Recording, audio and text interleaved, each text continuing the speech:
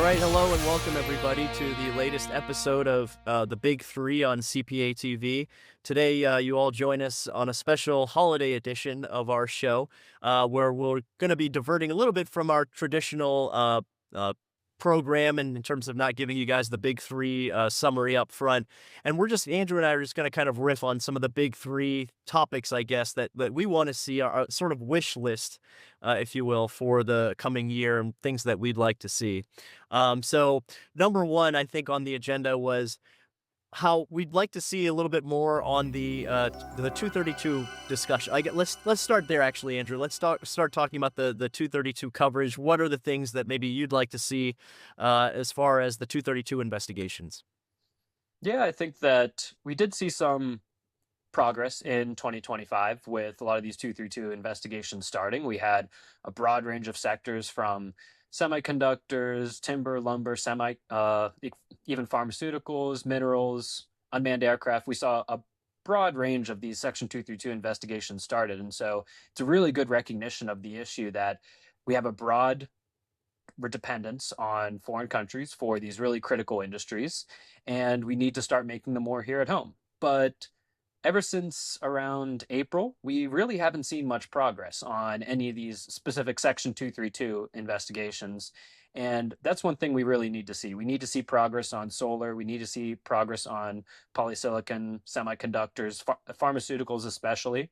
And when you look back to April, Commerce Secretary Howard Lutnick, he said that we should be seeing pharmaceutical and semiconductor tariffs in the next few months. But that was all the way back in April. So I think that we've hit a real stagnant period with these investigations, and a lot of them have really blown past the 180-day deadline that is set for them to reach these conclusions for these reports and actually set a tariff rate to start protecting American producers. And so I think that it was a great start to be able to have such a broad coverage, and perhaps things got a little clogged up in the system with so much going on, which is reasonable. But I think going into 2026, we really need to see some real tariff relief starting for a lot of these industries. They're already being recognized as essential industries that we need to bring back here to the US. And I think we just need to start actually getting this relief in. And this has to be product by product specific tariffs that are really tailored to relieve specific industries in the US. A broad 25% tariff just really doesn't do it anymore for these industries. We need to have really tailored relief and a lot of company input to really indicate what is needed to bring these industries back to the US. I think also in the coming year, probably in the next couple of weeks, we're going to get a little bit more clarity on what's happening with the IEEPA tariffs. And I think this gives the administration an opportunity, and hopefully they've been developing a game plan for what happens in the event that the IEEPA tariffs go away or get struck down. And it actually could give them an opportunity to just do exactly what we're talking about, just redouble their efforts onto the 232 process. We know, for example, that they have bipartisan appeal. You know, Joe Biden did not take away the 232 tariffs that were in place when he took office after Trump's first administration. And we know that they aren't subject to legal challenges in the way that IEEPA was. They are legally grounded, and there's really no question there. So there's just a lot of advantages to using that framework, and so hopefully they'll be able to go forward with that. And to your point, I mean, you know, we've talked about how the 232s have identified the critical industries that are necessary for national security, national defense, and you know, the idea that we would negotiate those away or use them as a leveraging or a negotiation tool is simply, I think, in my opinion, I think it's CPA where we think it's pretty misguided to do that. They're either national security or they're not. You can't just say that, oh, well, maybe we'll give it away, give away this industry in exchange for perhaps you guys will give us a little bit more market access that we know from looking at the data doesn't ever materialize. Like all this notion that like these markets are just waiting for us to absorb U.S. production, it's just a fantasy. Talk a little bit about that, I guess. Yeah, I think that that's another tragedy we've seen a lot of this year is these critical Section 232 industries being traded away in just a want to make a deal. I want to make a deal in Southeast Asia or with China or any of these countries. And it isn't that perhaps for some allied countries, we can't rely on them slightly for some goods that are under Section 232. This is very much a possibility, especially when we're still rebuilding capacity here in the US, but this has to come with strict limits. We can't just say we're completely giving away our Section 232 coverage. You get unlimited imports at 0% tariff, because that's exactly what got us into this trouble in the first place. But when we do make deals, like for example, what we did with the UK with motor vehicles, is that we can say you are allowed to have a certain amount of imports, but there's a hard cap, there's a hard quota. You're not allowed to go above this amount. And we're actually managing our own trade in that way. Mm. We're still leaving substantial market ground for US producers to invest, expand their capacity, and we're not trading away the sovereignty. We're still saying we control what comes in, we're allowing a limited amount, and we go from there. But at the same time, this should really only be limited to allied countries, ones that are not undermining us on price. Countries like China don't really have any room for this. We don't have room to allow more Chinese imports to come in, because they're just going to continue undermining our producers. They're going to continue pushing them out of business. And that's the whole goal of the Section 232 tariffs to begin with, is to protect our own domestic industries and expand domestic production. These are essential industries, and we can't just be trading it away like it's some other good that we can just get from another country, like it's coffee or anything like that. These are semiconductors, pharmaceuticals, stuff that our country relies on, our military relies on. So it's really important stuff, and can't be just taken away willy nilly. Yep, yep. Um, and I guess to turn to the second topic, I think China, what we'd like to see in the coming year about China. Yeah, I think there's just so much to unpack with that bucket. So let's start there. What do you want to see with regard to the United States posture on China in the coming year? Yeah, I think with China, we really need to get our priorities straight. I think when you look at a lot of the recent deals we've made with China, we're allowing them to get these really advanced semiconductor chips. We're giving them continued market access. We're really reliant on them for these rare earth elements. And that is true in the short term, but we really need to start making concrete steps to get away from this dependence. If we are maybe trading this short-term security, we at least need to be investing in long-term stability here at home. And if we need to rely on them for certain rare earths that we can't get right now, we need to be making as much investments to make them elsewhere in the meantime. But I think in the broader terms that we're really getting a horrible deal here on China. We're giving these looser export rules on giving them chips. We're letting them come into our market. We're allowing all these things. And what do we get? We get to sell more soybeans to China, or we maybe a Yep. few more Boeing planes that will be useless in a few years as Comac comes online. And really, we're not getting much out of these deals. We're not being able to protect our own market, and we're not getting any big benefits. And they never live up to their commitments anyway. So whenever you Yep. look at the phase one commitments that China made in 2018, they barely lived up to any of these. And when you look at even the 2025 deals, it was just reported that even the soybeans we can't even get sold, that China's only bought about three out of 12 soybeans that Yep. they promised to buy. And so even these very small gains that really shouldn't mean anything. Soybeans should not be a major part of our geopolitical strategy, but somehow they are. And China's not even living up to that. Yeah. Yeah, it's kind of insulting if you think about it. It's like we've got this sophisticated high-end technology that is at the cutting edge of it's a frontier technology basically. And that's like one of the few things that China doesn't have. It's like the crown jewel almost for their AI ambitions. And we have it. And instead we're like, okay, just take it. Here you go. And if you guys buy a couple soybeans from us, we're good. We'll keep it, keep it all good. So I just think that that's kind of misguided. Obviously, I'm sort of simplifying the argument, but that's that's maybe how I see it. Um, yeah, I think it's also fair to say that when it comes to China, we said a minute ago in an item number one when we were talking about how the notion of free trade was always undergirded by this idea that there's these great markets that are just awaiting U.S. made goods, and that they're just going to import in droves, and it's going to be this great commercial relationship. And nothing exemplifies just how ill-founded that assumption has been, but China. I mean, They have been adamant, and they have declared this like openly, that their intention is to become self-sufficient in virtually everything, which is why even as they've progressed up the value chain into high value added goods like renewable technologies, for example, EVs and sophisticated technologies, they're still not surrendering their chokehold on low value added goods. Like they want the whole thing. And even as we have given China access to NVIDIA's H200 chip, which is the second most advanced chip in their arsenal, China is still saying we want to incentivize domestic production. We don't even care as much. Our goal is to just make it domestically. So, what exactly is the calculus here? I mean, what are we chasing here when it comes to like talking about China and any kind of trade deal that we're going to negotiate, right? Because if they're not going to be buying our stuff, then what's in it for us here? And again, if it all comes down to soybeans, you know. So I don't know. I guess that's that's kind of where I sit on things. It is frustrating because I think we should really, we can't take our eye off the ball here, and we have to know who we're dealing with.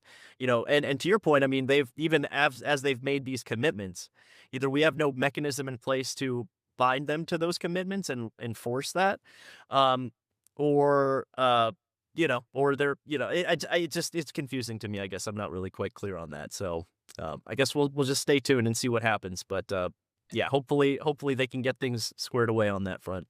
And I think for Um, China, like I yeah. think that a lot of people just really underestimate how deep our reliance on them gets for a lot of these critical areas. Like if you look at pharmaceuticals, for example, China absolutely dominates the world's global supply at around 80 to 90% of essential APIs, which are the active pharmaceutical ingredients, the base precursor that you need to make any generic drugs in the world or any drugs generally. And they dominate 80 to 90% of the world's market on this. And so any pills or any drugs, anything that's going to our troops, anything that's going to our pharmacies, our hospitals, is completely dependent on China for all these. Even if they're being made here in the US, they rely on these Chinese APIs. And so I think that this is a great illustration of how deep in the hole we are. And we really need a long term strategic vision on China. And any deal that we make or any action we take has to be predicated on this long-term vision that we need to reshore these critical things here in the US. We need to have stuff like the Pills Act, which provides production and investment tax incentives for US pharmaceutical producers, or and like we already talked about the tariffs, that'd be really good as well. But these sort of investments in our industrial strategy is also essential to bring all these industries back as soon as possible, because the sooner we get unreliant on China for these critical industries, the better leverage we have in trade negotiations, the more secure our national security is, the better our military is supplied. It's a win-win situation.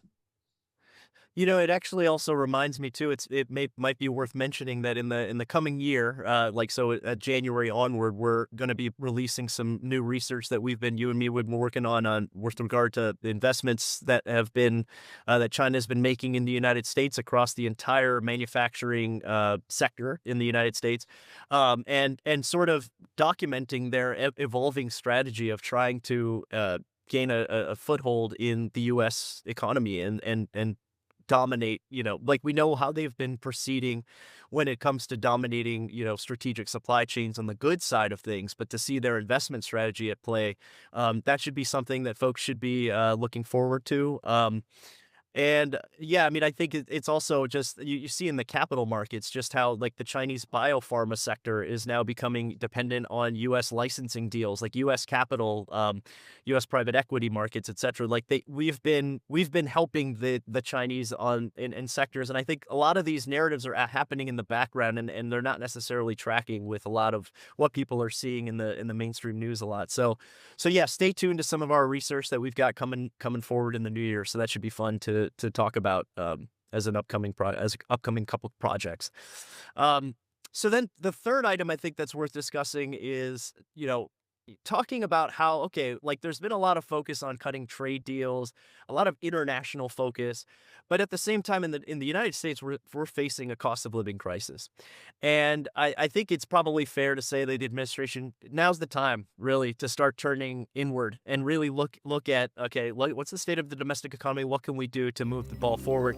Wanted to hear your thoughts on that before I offer some thoughts as well. Yeah, I think that when we get to the affordability crisis that's going on, which is very real and it's being felt by Americans across the country, it really comes down to basic economics. We're not going to change total demand in the economy. That's just happening, and that's part of the reason we have this crisis. But what we really need to do is we need to adjust the supply side, and that means making more things here at home. And the more supply and the more production we have here at home, the better addressed the cost of living crisis will be. And so I think that's the first pillar. We need to make investments in making pharmaceuticals here in America so that drug prices can go down. We need to make more food here in America. We need to grow more beef, cattle, eggs, you name it. All of that needs to be made more here at home at local areas, local farms. And once we have more supply here at home, that's naturally going to bring prices down. And that's part of the reason why we have gotten into this cost of living crisis is because American production, American manufacturing has been decimated. If you look at any of CPA's domestic market share indexes, pharmaceuticals is the big one we had recently, is back in 2002, we had over 80% of the pharmaceuticals made here in the United States were made here at home, were consumed here in the United States were made here at home. Now it's only about 35% that of the pharmaceuticals that we consume here are actually made in America. And so we're really decimating our own domestic supply. And when you don't have as many goods floating around the economy that are actually made here, prices are going to go up. And so I think it's a natural phenomenon we've seen playing out by these import surges. And I think it's very reversible, especially in the next few years, if we're able to make these significant investments. And then the second thing I would add to that is I think we also really need to cut down on some of the corporate middlemen that are really rigging the economy, both against consumers and against producers. If you take, for example, the big meat packers, there's four companies that control 80% of the market, and they're pushing down prices paid to ranchers. So a lot of the ranchers are going out of business, the actual producers making the beef. And at the same time, they're jacking up the prices at the grocery store to over $6 a pound for ground beef, and it's we're getting to a ridiculous point. And this spread between what's actually paid for the producers and what is paid at the grocery store is increasing more and more throughout the years. And so, and it's the same thing if you look at a lot of the sectors for the GPOs and PBNs and pharmaceuticals, or the big food companies that are jacking up prices. This is a big middleman problem in the economy, and I think both these things need to be addressed to bring down the cost of living crisis. Yeah, it's funny. My niece who lives with us right now, she's a big fan of the meatballs that I make it with like beef meatballs. The other day I was at the grocery store and my God, I was like $10 for a package of these. Mm. And I had to tell her and almost break her heart and be like, well, maybe we won't be able to I won't be able to make that as often. Things are difficult, and explain to her the meat packing issue. Uh, Eyes glazed over, of course, but I said, my colleague Andrew, man, he's got this great research, and it's like, where are you going? Where are you going? Chasing her down.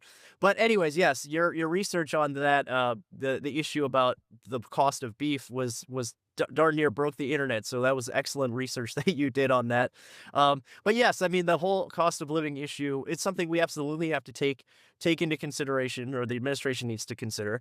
And when you think about like what's driving this whole issue, I mean there's so much focus on tariffs. Tariffs are driving costs up, etc. But look at the actual data, and you see that the services are really driving a lot of these costs. Like whether it's healthcare services, whether it's education, whether it's childcare, and then separate to that is housing, which is just making cost of living just completely unaffordable for people. Um, so it would be unfair, I think, or I think it would be misguided for the administration to then sort of buckle under that pressure and suddenly decide, okay, well, we're just gonna like revoke tariffs and just give you people what we want or what you want, because the public sentiment is turned against tariffs because they're getting the false narrative about what tariffs are doing and how tariffs will fix things. Because the truth is that you can remove those tariffs, cost of living crisis is still going to exist, and that's the cold truth. So yeah, I mean, I think I still, again, need to stay the course on the policies that we have in place, and really, I mean, it's certainly at our job at CPA, our mission doesn't change, our job doesn't change, and we're still going to be fighting really hard in the coming year to dispel some of those myths out there. Um, So yeah, I mean, I'm looking forward to obviously the next year ahead. I think we did great work this year. I was really proud. This is my first year at CPA. I joined in February, so it was amazing to see how much we were able to get done in just such a short time. It's great to be part of such an awesome team. If you had also some concluding thoughts, I'll turn it over to you before we wrap up. Yeah, I would just say again for the inflation side of things, I think to put things just in simple terms, look at what the inflation was doing in 2021, 2022. It was through the roofs. It was even much higher than it is right now. And so I think that that's just a big indicator that it's not just tariffs. We have deep structural economic issues here in the US where we're not producing enough goods. We have a lot of big corporate middlemen that are extracting these high prices out of everyday consumers and producers alike. And these issues run a lot deeper than just tariffs were put on in 2025. We didn't start having inflation in 2025, if you'll believe it. And so I think that these issues run a lot more historical and a lot deeper, and they're going to take a lot of time to resolve. But I think in 2026 we got to start. We got to start with this long-term vision. We got to start addressing it, and got to start making some progress to bring down costs for everyday Americans, and also with manufacturing, increase wages as well. Wages also need to go up. So I think that's what we have looking forward to in 2026, and looking forward to the research we're able to do to support that then. Sounds good. All right. Well, on behalf of Andrew and the team at CPA, we're wishing you and your family a happy holidays. And we look forward to joining back up in January, where we'll be doing what we always do, which is a weekly podcast on the discussions about the big three happening in trade, big three topics. So take care.